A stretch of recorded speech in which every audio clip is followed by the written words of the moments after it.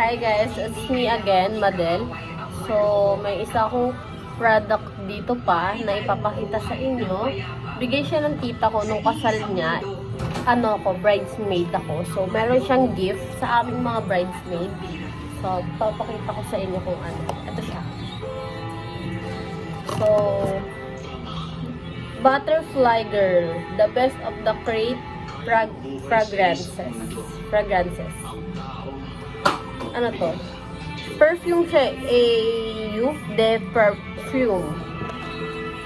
So, papakita sa inyo. Yung isa pala is nagamit na. Ito yung itsura niya. Pero, ipapakita ko sa inyo yung itsura ng loob. So, dalawa yan. Aray ko. So, yung itsura niya, guys, ang cute, diba? So, iba-iba yung style niya. Perfume, The Angel of Paris. Perfume Paris. So, yun. Ito itsura niya. Then, meron siyang ganito. Ang lagyan niya. So, nung ano to, binigay sa akin, ganyan siya. Pakita ko sa inyo kung gaano ka-cute. So, yun. Yung kinasal ng tita ko, kailan pa to? December 26 kinasal yung tita ko. So, December 26 niya binigay sa amin to. Yan. So, hindi ko alam kung magkakaparehas lang sila ng amoy. Pero ito kasi yung nagamit ko pa lang. Ito is parang amoy panlalaki. Kaya, isang beses ko lang siya nagamit. So, hindi ko magamit ito is jowa ko.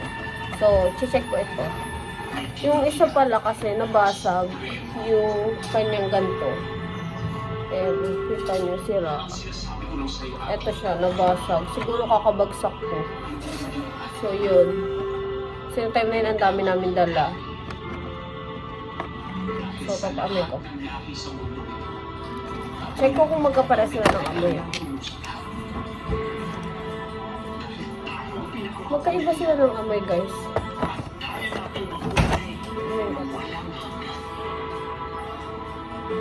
Ito is matamis-tamis. Pero yung amoy niya is parang pwede pang lalaki, pwede rin siyang pang babae. So, amoyin ko yung last. Ito yung itsura niya. Ang cute to. So, bihira ko lang siya magamit kasi may iba naman ako pabango dito na binili ko lang sa TikTok. So, yun. So, ito yung last.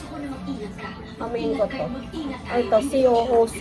COOC. Perfume Paris. Ano to kaya? EAU. The Perfume. Ito mabango, guys.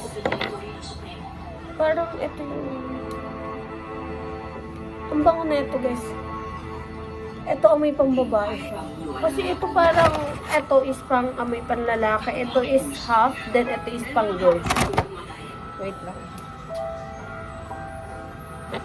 Matamis. Matamis siya, pero hindi siya yung pinaka... Wait lang. Hindi siya masyadong maamoy. Hindi siya tulad neto. Parang may halong tubig. Yung ano niya lang yung pag-spray ko kasi para siyang ay. Tingnan mo may bula-bula oh. Amoy alcohol. Alam niyo yun? Ganun. Parang ganun. Parang ayun yung naamoy ko, alcohol. Tapos hindi siya maamoy masyado. Parang nilagyan siya ng tubig, guys. Siya nabilan siguro ni tita ko.